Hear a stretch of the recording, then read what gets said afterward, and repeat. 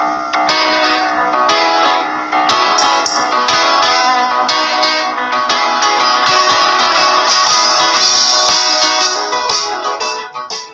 and welcome to a special Tony Martignetti Nonprofit Radio, big nonprofit ideas for the other 95%. I'm your aptly named host. Oh, I'm glad you're with me.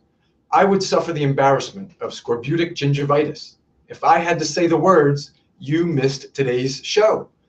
ALS after Ice Bucket Challenge. ALS Association President and CEO Barbara Newhouse is with me. This is her. She's right here. She's here. She's going to share the thrills and demands of the Ice Bucket Challenge.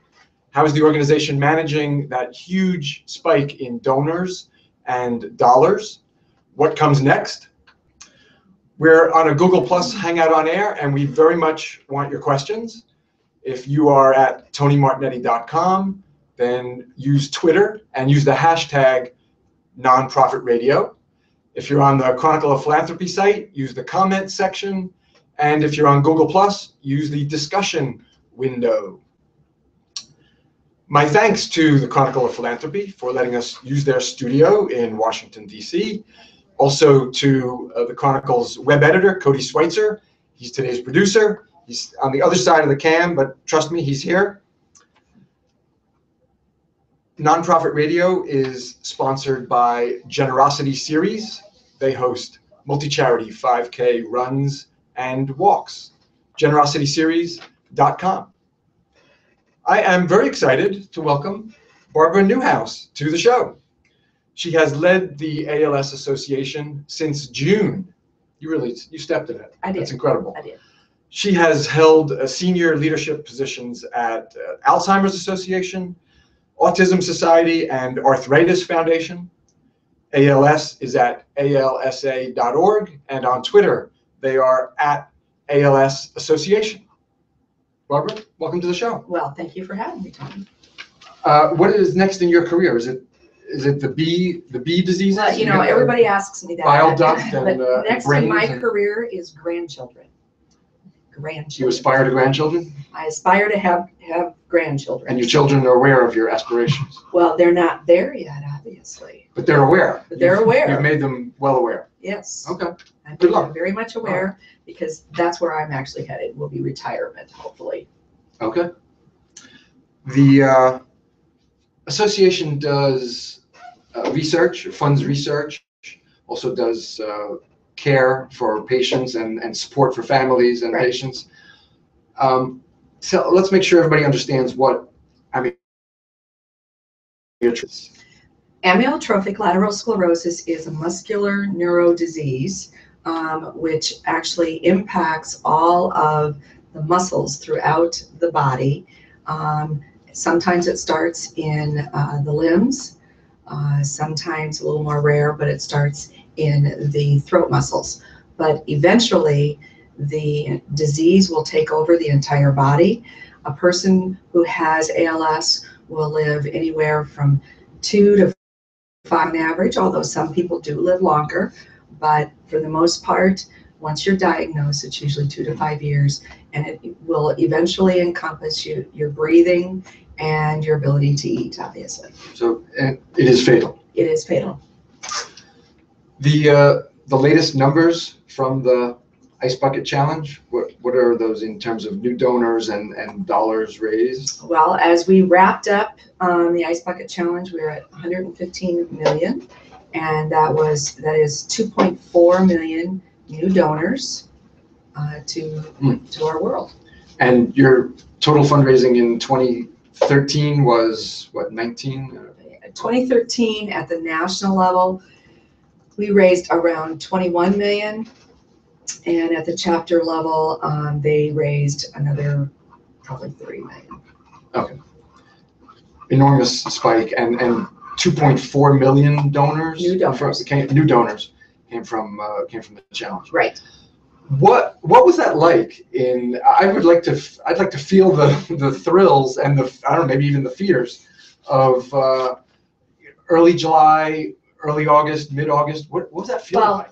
Let's just put this in perspective to say that as a brand new person, You know, I was out in the field making my rounds to start meeting people. And toward the end of July, at the very end of July, actually the first week of August, I was in Atlanta, and Carrie Monk, our chief communications officer, had got me on the phone, and she said, well, you know, this thing has taken off a bit from that started in Massachusetts with the Ice Bucket Challenge.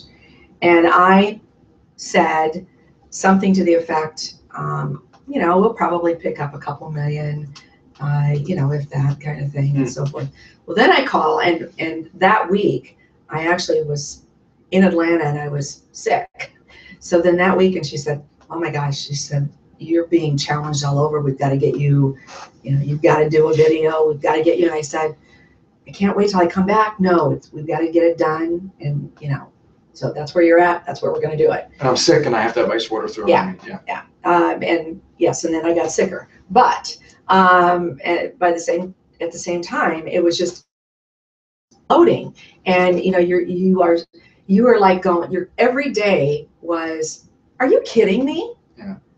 And we just kept going, and we kept saying to ourselves, because literally all hands were on deck, all across the country in our chapters and at the national office. And, you know, we were like going, all right, you handle this, you know, this person will handle this. And it kept going on like that. And we also kept thinking, well, after this weekend, well, then what we found were that as it started to look like it was going to plateau, you'd get to the weekend, and of course everybody would be getting together with their friends, and the next thing you know is it started going up again. And so it was like, okay. And finally I said to Carrie, and we were talking about it as a team, and we all thought Labor Day would probably be then about the time that it would probably start to plateau. And really, that's when it started to plateau as kids got back to school and there were other things to focus on. It came to ALS organically, yes, which I love. It was yes. not at all, you made it clear, it wasn't planned. You didn't have a communications plan, marketing plan, solicitation, stewardship plan. No, I did not walk in the door and say, today we're going to do Ice Bucket Challenge and we're going to really up the awareness of ALS and we're going to really up the money.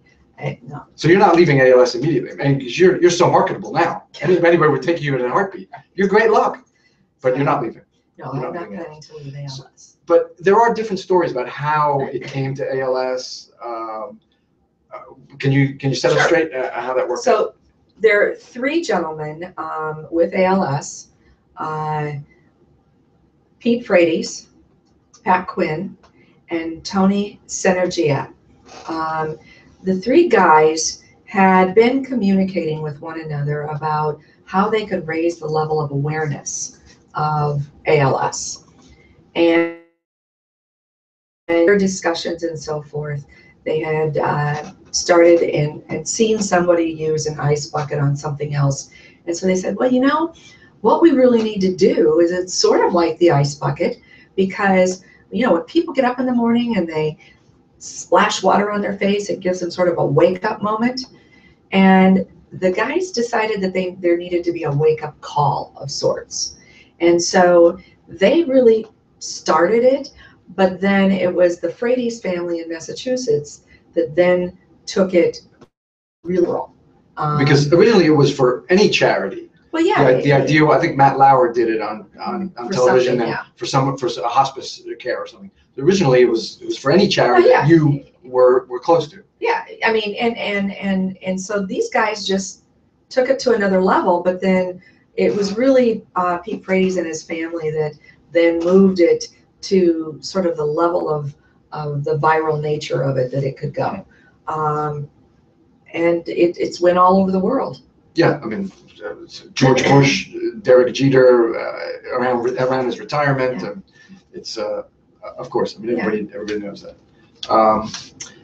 We asked a bunch of we asked listeners to give us questions in advance, and we got some. And again, if you're viewing, please either use Twitter, the hashtag nonprofit radio, or use the comment section if you're on the Chronicle site, or if you're on Google Plus, use a discussion window. And because we want your questions, so please participate with us. One of the questions came from Maria Semple, who is the show's monthly prospect research contributor. Mm-hmm. What is ALS doing to segment and cultivate the new growth in donors, the new pool of donors, so that you can identify major gift prospects and then cultivate and steward appropriately? Right. So what we have done is, well, first of all, we segmented the new donors so that we knew who was at what giving level. And those people that have given $10,000 or more are either receiving a call from me or from Bill Thowett, who is our national board chair, or from Larry Barnett, who chairs our development committee. So the three of us have split those up, and we're actually calling each of those individuals. That's the 10,000 or over donors. To thank them for their contributions.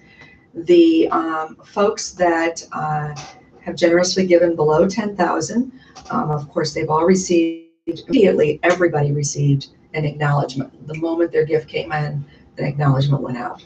But then from there. Well, let's start with that. That mechanism didn't need to be tweaked because of the volume. Well, we did have our site crash one entire day, one day, but it got back up and running very quickly.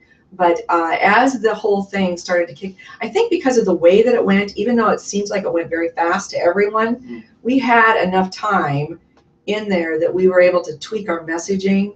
And Carrie Monk, our chief marketing officer, you mentioned Carrie twice, a couple times. She's here. She's also behind the cam. Hi, Carrie. Carrie's here. 24/7, I swear that woman was working. But we kept tweaking the messages so that we were ready to go and get those acknowledgments out because we didn't want anybody to wait to be thanked. So that's happened. Now it's a matter of doing the cultivating of the donors that were 10,000 and over. Then there's another cultivation level that involves some personalized letters from myself to the next level down of donors that would probably be between the 5,000 and 10,000, or actually it's the $1,000 up. 1,000 to 10,000. Yeah, we get letters, personal letters from me. Okay. And then below that, we've got our team of folks along with our chapter network. We're all working to make sure that all of the donors are, thanked. Those we also offered online. You have the ability to decide how much information you wanted to continue to have from the ALS Association. So we're honoring those wishes. Some of them wanted to be connected with chapters. Some of them want to be handled, and just deal with research, and so be at the national level. So all of that's going on. We have let me ask, what, how many people, or roughly what proportion, didn't want any more information? Let's see. I would say that it's about 50% said one-time gift. That's it. Okay. And then the other 50% are taking a look at exactly what level of involvement. Different levels of engagement. Yeah. Exactly. That sort of goes to the Slacktivism question, which we'll get to. But so roughly 50%. That's still 1.2 million new donors interested in some level of engagement. Right. Okay. Okay. Yeah, please. So, but then what we're also doing is we're meeting with a couple of different consultants on some of the strategies that they would think would be appropriate in terms of continuing to move these donors along.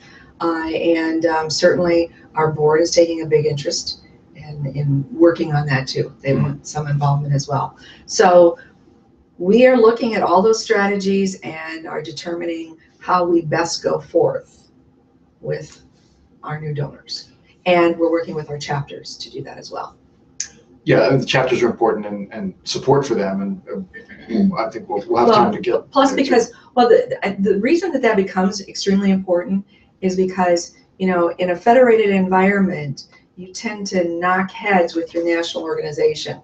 We don't want to do that with these new donors. So what we want to do is create a strategy that will allow us to collaborate together with our chapters on the stewardship, the cultivation, and even the next ask. And what does that strategy look like yet? Do you know? We're still defining. That's still under wraps in terms of how we're defining that. You know, right now, to be boldly honest, we're at the point where I've got folks working on strategies for how we're going to deal with the new donors, but I have a large part of our team working to prepare for our board meeting in October on taking all the recommendations that we've heard from across the country on how to best use these new dollars. And that's what we're working with. Okay, and we'll get to that. There was just a press release this week. Yes. It was yesterday, I think. Do you foresee, or have you already done a wealth screening of the 1.2 million or some subset? That's the subset of obviously $1,000 and up. We're working on those wealth screenings. You know, it takes a lot of time to get all of this stuff done. Yeah. So. Yeah, of course. And we're trying to do it. We're trying to do it as quickly as we can so that we can take advantage of opportunities while at the same time not hiring a bunch of new staff, because we know that we would be that would not be viewed well by many if we were hiring a bunch of new staff. So. And plus there's future years that this unprecedented growth is not this is an anomaly, not going to be sustained. So exactly. That would, yeah, I could see. I mean, that would make things difficult for future years. Right. Okay. Let's talk a little about the any questions, Cody, yet? Any questions? Yeah, and talking about that operations cool. staff, we do have one question from Niley, who says, there's been some discussion after the challenge ended about how much of the donation would go to research versus operational expenses, which you've addressed a little bit. Can you share what the breakdown is for that? We don't have the breakdown yet. I can tell you this, a significant percentage of the dollars will go to research, but I cannot give you the breakdown yet of how much is going to research, how much to care services, how much to public policy. And I would say when you look at that piece, it's going to be how much is mission, how much is going to impact mission. And we don't have that total percentage yet. We know it's significant on the research front. We're still trying to sort through the other recommendations. But it's, you know, it's not our intention to take and turn our organization into a top-heavy organization because of these dollars. That is not at all where we're headed. We want to use these dollars to find an effective treatment and ultimately a cure. And there was just the press release yesterday that you're spending over $21 million. 21 to $22 million on, and again, that is looking at the system of mission impact. So if we start with the patient or the person with ALS, living with ALS, usually is seen by one of the ALS clinics or centers. And so we announced yesterday, because what they learn in those centers then spins off as to what's happening with clinical trials and drug therapies, as well as other research. So we announced yesterday that we would be spending on 43, that each of the 43 centers will be receiving $25,000 each, which is an increase from $12,500. So then if you look at it in that system and you go from there, then we know that we've got several research projects that we're looking at. New York City at the New York Genome Center, where they are looking at a pipeline on ALS to study genes there. Secondly is a project called Project Mine, which is actually working with global researchers on gene sequencing. Third is a neurocollaborative out, which is on the West Coast, involving Cedars-Sinai and some other researchers there. And that will be looking at the drug therapy pipeline. And the fourth one is a biotherapy study that's going on at MGH So again, what we did is we chose those 4 research projects because it tied into what we were hearing from the community, the ALS community, and they were 4 projects that allowed us to leverage them with with a couple of donors who wish to remain anonymous, but who said, if you are all willing to put this in, we will match this. So it's going to make the dollars from the Ice Bucket Challenge go further. So that's that piece. Then another thing that it feeds and influences everything that we do in research, particularly on the drug therapy pipeline, is certainly FDA. And so we are... there's only one drug now, right? Right, there's only one drug for ALS treatment. Right, and it's not, well, anyway, there's only one drug. But what we know is that even with a drug in the pipeline, it can get caught up in a while in FDA processes. So modeling after what we saw with another organization who did something similar, we are now creating an FDA consortium so that we can do everything we can to help prepare, to help move it through more quickly through the FDA process. And so again, that's out of the advocacy and public policy arena that we're doing that. So essentially what that does is tie our system together, and it comes between 21 to 22 million, and then we'll take it from there when we go meet with our board in October. A question came from Angela Seaworth on the Facebook page. How much will you reserve to invest in development and marketing over the next 5 years to grow and sustain? That's a good question.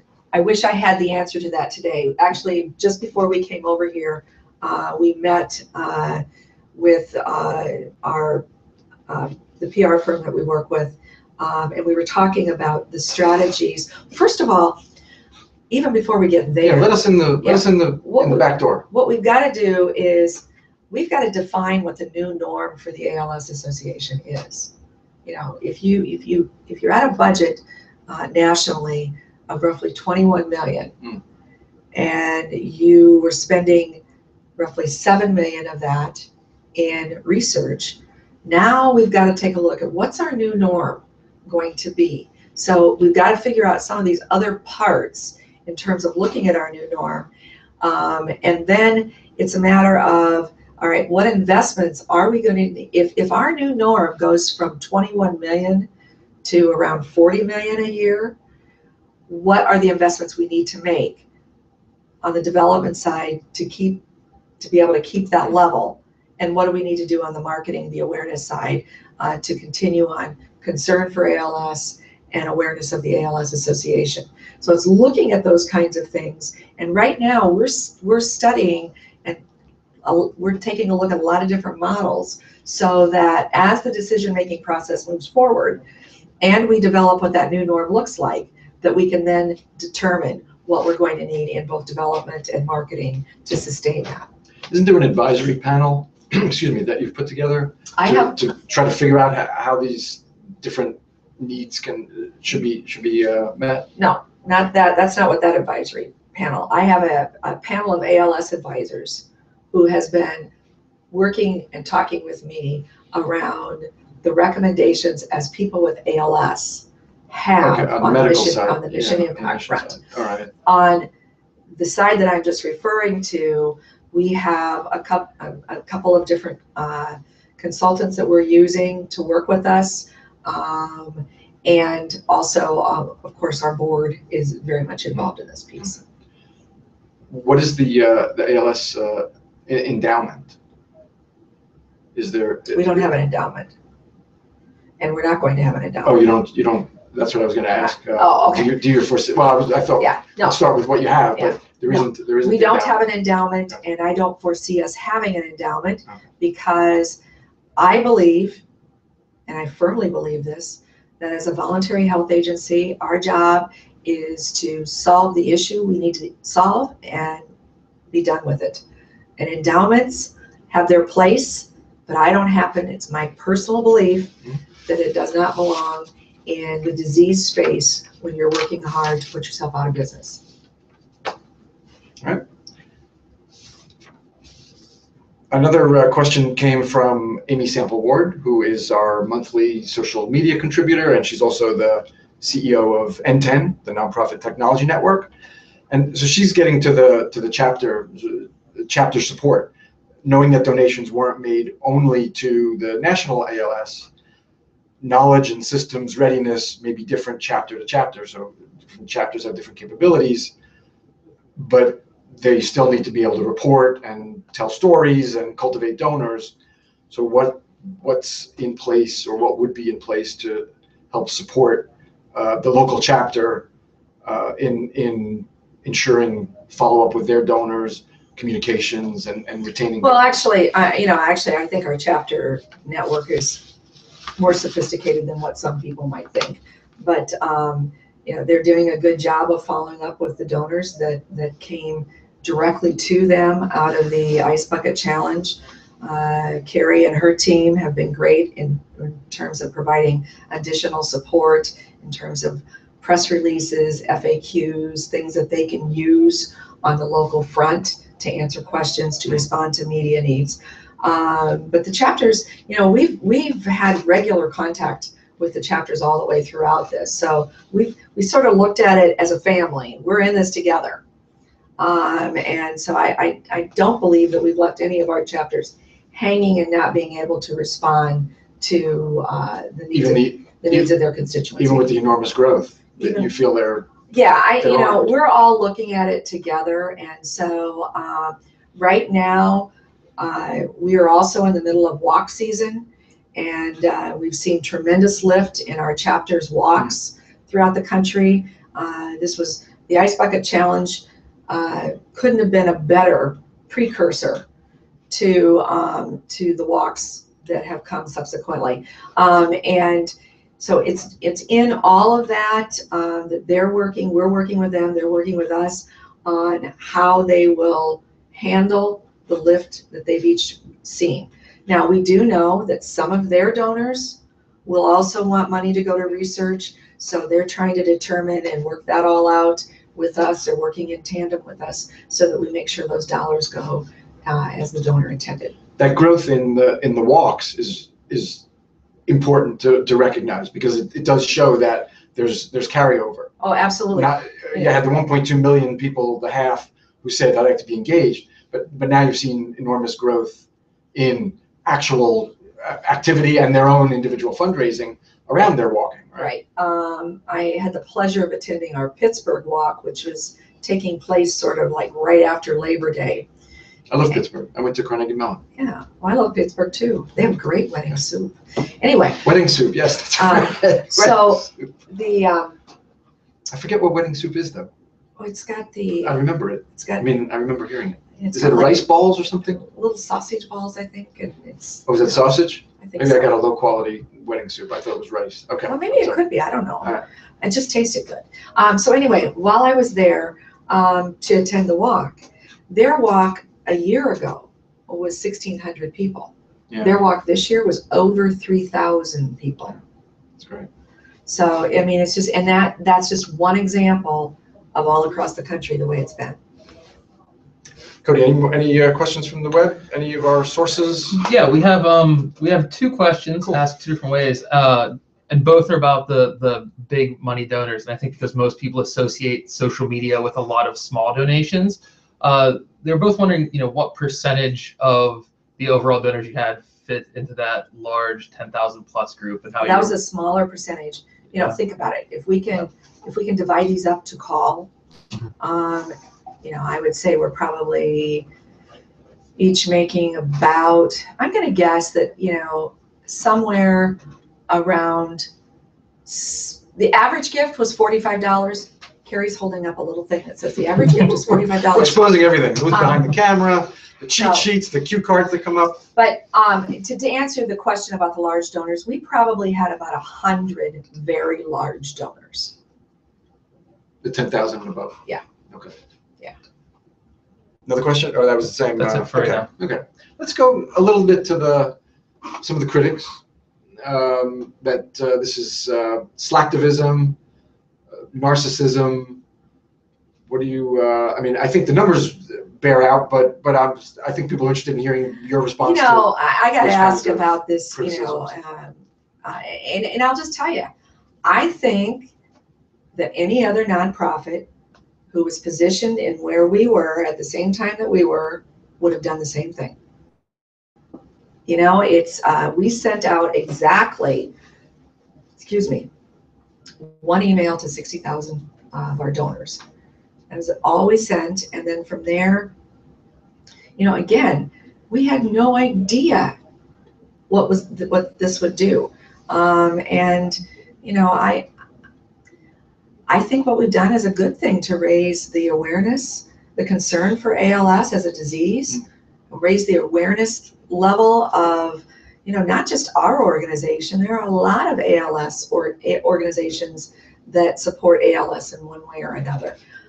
So, you know, I don't know that for anybody who can sit and be very Pollyanna and say that they would have just shunned all the awareness and they would have shunned the money, I don't believe it. Yeah.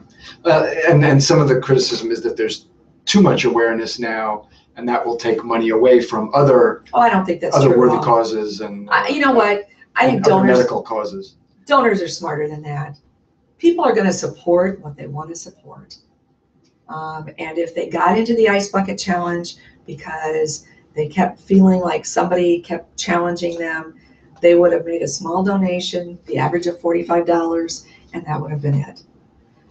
So, you know, I think that, I just think that the donor population is smarter than that. They're going to give to what they want to give to. And I am not objective, even though we're in the Chronicle of Philanthropy offices, which is a major journalistic institution. I posted a video on my site that said, you know, congratulations, and let's leave ALS alone. Can we get off that? I called it "Get Off Their Back." Let's see how they handle it. Maybe they'll do very well. Maybe they'll mess some things up. You know, but let's give you the chance. So I'm not, you know, I'm not. But I think we should raise the critics' voices. But I'm not objective. I think it's magnificent. It's incredible. Right. And you know, my goodness. I think the other thing too, I just will say this. I think some of the things that have played into why did this take off the way that it did. Not only did it start organically, but I also think that the other thing is, if you think about what was going on during the month of August in our country and in the world, I honestly believe people were looking for something that they could hang some hope onto. Well, remind us, I mean, there's the Ukraine. We had all the stuff going on with the Ukraine. Ebola was starting to come about. We're starting to see hostages being beheaded, and with the whole ISIS thing. So I think that there was a lot going on, and sometimes people, you sometimes just need a break from other things that are happening as well. So, you know, I don't want to see any of that stuff go on in our world. But when it was happening, I think that may have played a bit into why did the media pay so much attention to it? Why did other people pay so much attention to it? I think it had to do with they were looking for something else to report besides just always reporting such bad news. And then there was the stars too. Celebrities did it. George Bush, you know, so yeah. that helps feed the momentum, of course. Right, and you know, so we follow up, and we're following up with high potential donors and celebrities to find out what was their reason. I mean, and we have found some connections to ALS from some of them, as we've talked about. Oh, have you? Oh, say a little. Say a little. Well, so, you know, in talking with a few of the celebrities, and because they're not ready to you got to make some pretty cool calls, right? Exactly. Yeah. You know, they took your calls. Yeah, and actually they wanted to talk about ALS because they had a family member who had ALS. And people that were close to them. And we have to remember, our celebrities actually do have a life outside of being a celebrity, and they have family members, they have friends, and they actually grew up from being little people just like we did. And So they have connections to diseases, and ALS is no different than that. Cody, any web questions? Oh yeah, we do have one. Okay. The question is, I'll just read it verbatim here. From a diversified model, are there any plans for ALS to take, quote, ownership of the Ice Bucket Challenge?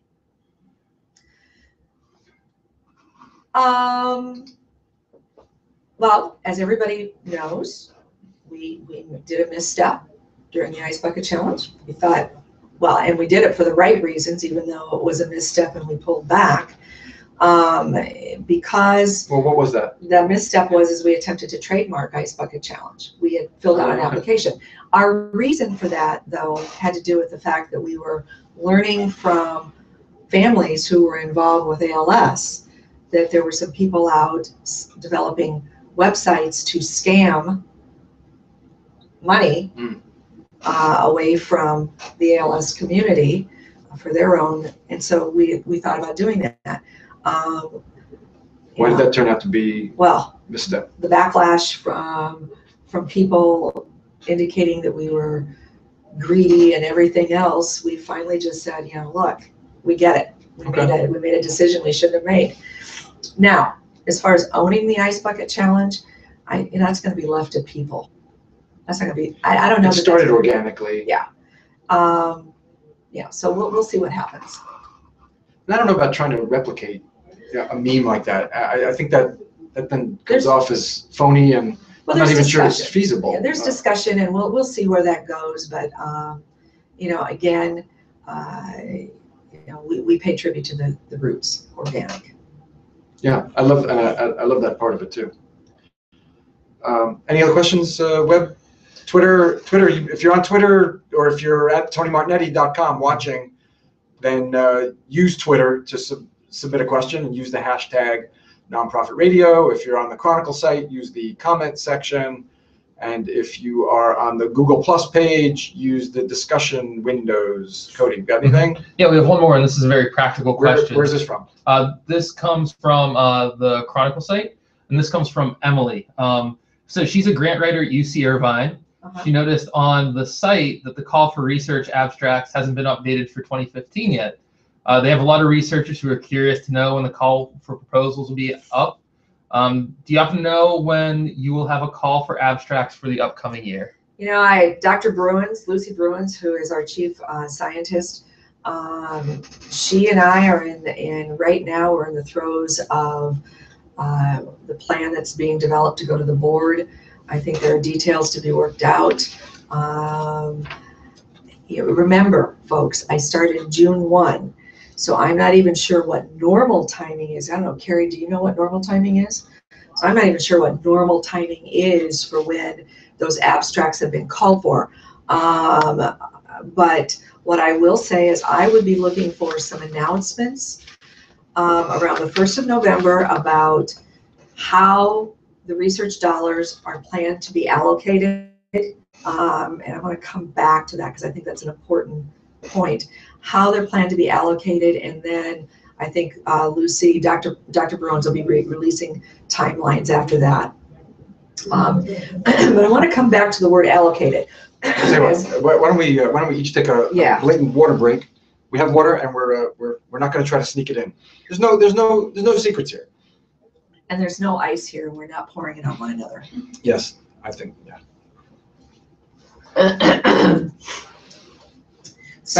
Thank you for indulging. So anyway, the word allocated is important as opposed to the word spent. I've had some people who, there are a lot of people, because of the devastating nature of ALS, the urgency, who would like us just to take all the money and just throw it at the research community. Well, the reality is Emily knows when you're applying for a grant, you don't want to think that your funding source is going to run out of money before your research is done. So when we allocate dollars, we'll be allocating dollars so that how we go to look at it is if we have a researcher that presents a grant, and it's going to be a grant that's a $3 million grant, it's likely going to be a $3 million grant over 3 years. So we're allocating dollars so that we will be able to hold dollars for a research grant, so that we know that it will be able to be spent over the course of the lifetime of the grant. So that word allocate as opposed to spend is important, and the other word that's important is sustainability. And it's not about sustainability of my job or Carrie's job, that kind of thing.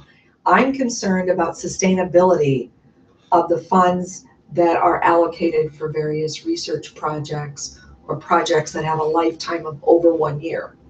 And that's why we are doing the kind of very thoughtful planning that we're doing, so that we don't find ourselves in a position of being at a new norm, perhaps of a budget of 40 million, and then within 2 years' time, having that new norm go back down to 21 million.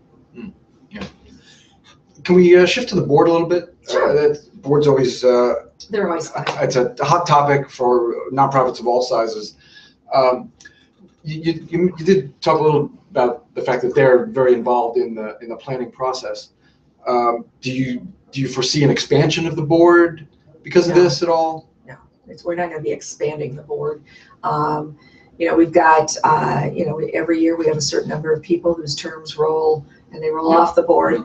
I think probably what it's done is it's allowing us to look critically at some new key people, to assess the level of involvement they want to have with our organization. Oh, so you've met some potential new board members through this, yeah. Sure. So yeah, so we're looking at all of that, but you know, we're not going to go in and take our board of right now 23 people and turn it into a board of 50, because that doesn't make any sense.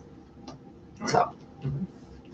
Cody, anything from the web? Yeah, one quick question from Roger, who asks, what do you think is the biggest challenge in retaining the 1.2 million donors who elected to continue their engagement? When I say 1.2 million, I'm using a figure that is sort of what I'm looking at as across the board in the country. You know, we know that we have a consistent, just so I can say this, a consistent 500,000 new donors from the online stuff, and looking at what we know and what we're learning from our chapters in terms of new donors who want to be engaged, and that's how we get to that 1.2 million, just so we're clear. All right, now what was the question again? Say it one more time. What is the biggest challenge to retaining those donors? Biggest challenge to retaining the donors is making sure that we understand their expectations, and that we're able to meet their expectations.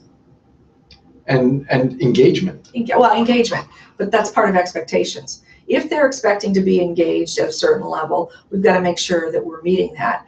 But if they're expecting really to hear from us just a couple times a year, that expectation we need to meet. So it's looking at the expectations and then rising to the level of the expectation that the donor have. They have, yeah. How has social media planning changed, or social media activity changed? Well, social media has been nonstop. Twitter, Facebook, all of that has been nonstop. And so actually we've got meetings on Monday to really start taking a look at what our messaging strategy is going to be from this point going forward, and what that looks like in the social media world. Is that Stephanie? Who? Stephanie is that's a who I worked one. with to meet you. Yeah, Stephanie should be sainted. I agree. She should be sainted. Saint Stephanie. Yeah, she was very. Stephanie, you were outstanding. Yes. Getting me in touch with Barbara and working out the logistics. Thank you, Stephanie. But she should be sainted, because there's another person that worked truly 24/7. In fact, Well, shout that person out. Go ahead. well, Stephanie Duffner, as our social media person. Oh, she's the other person besides Carrie, you meant. Yes. Oh, I thought. But what my point? No, my point is though is Carrie was going to relieve Stephanie. I'm going to tell this funny story on you. She was going to relieve Stephanie over one. And I want to hear the backstory. Yeah. I want to hear the backstory. So she was going to relieve Stephanie one weekend, and 2 hours into it, she goes, I get a text or a phone call from Carrie. She goes, I don't think I can take this anymore. Because it was just so intense. And Stephanie has obviously just the right demeanor and handled it well. Handled it. She's a Carrie, what was going on? What was going on then? Just answering a lot of questions. And The volume. It was the volume that was crushing you. volume and just people's passions. Their intensity. Their intensity and Okay. coming through and just being responsive and respectful and but just keeping up with it. Yeah, It's just incredible. I mean, I think we learned, I will also say this, I think we all learned a lot about human behavior during this period of time. If you want the backstory is... Yeah, now we're getting to the good stuff. It took, 45 minutes or so. All right. Well, what did you learn about human behavior? Well, the human behavior is, to be honest with you, I found that there were a lot of people on the Twitter and on the Facebook that just were pretty rude and unkind. There's a difference between being a critic and then being downright rude and offensive. Yeah, hostile because you were doing so well. Some of that because we weren't just getting money in and putting it out the door, and some of it because we couldn't have immediate answers to questions. When you take an organization that is a small organization at 21 million in the national budget, and then you add the chapters in it, we're probably up to 50 million or so. You take an organization like that and dump money coming in the way that it has, if you're wise, you want to say to people, we're going to plan.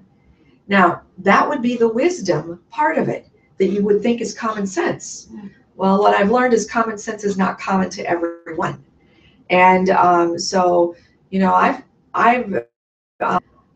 Carrie's taken her shots, all the staff taking their shots, but I've had the luxury of being called all sorts of really unkind names, from things that are just vile to things that just were so hurtful. And anybody who knows me knows that I don't process well. And I went home in tears a few nights going, I don't believe this. That people would want to be nice.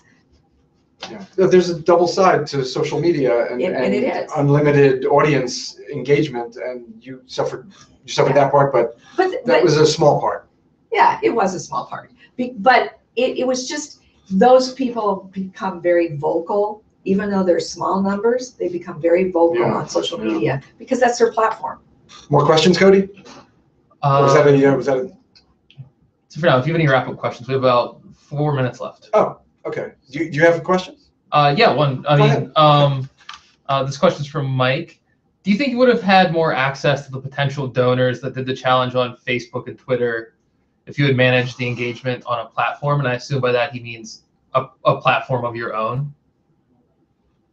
I don't know. That's a tough one. That's all speculation. Yeah, I'm not sure about that.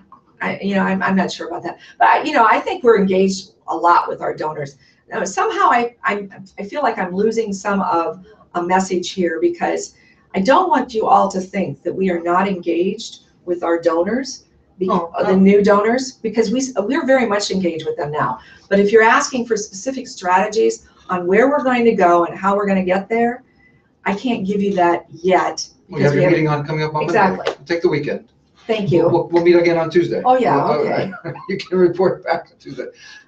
Yeah, I mean, it's enormous. We're dealing with enormous scale, and it was dumped on you within 6 weeks or so. Right, and I'm brand new. I mean, I barely knew some of the. I didn't even know all my board members' names when this all started. Barely. Some of them I still will meet for the first time face to face in October. October meeting. Thanks for doing this before an October board meeting too. Thank you. Anything else from the web? Good for now. Okay. Just a couple minutes left. What is, and just since June, it's been, what is it that you love about the work you're doing? Oh, well, my favorite thing about the work that I'm doing are all the people that I meet. Want them to have ALS, but they have enriched my life as I meet individuals with ALS. And I have to admit this, I'm a chapter girl. So I love the work that our chapters do. And I love getting out and seeing what they're doing and being up right alongside them. I love going into our centers of excellence, seeing the good work that our research docs are doing there. So it's just, I enjoy getting out among the people.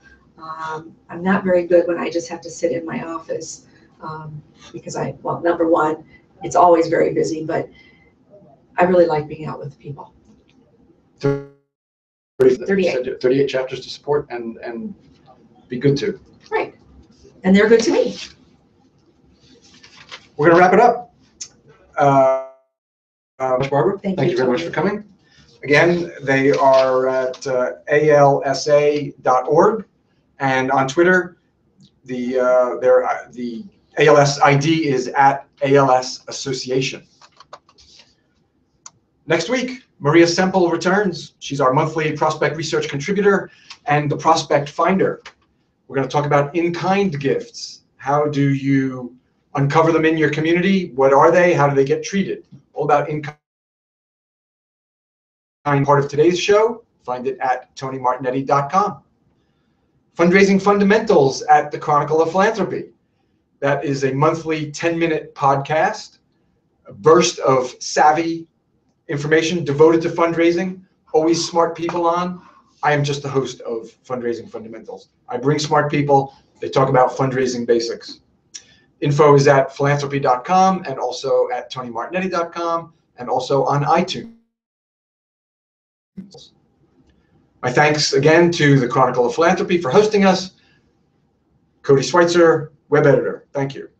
Nonprofit Radio is supported by Generosity Series. They host those multi-charity 5K runs and walks.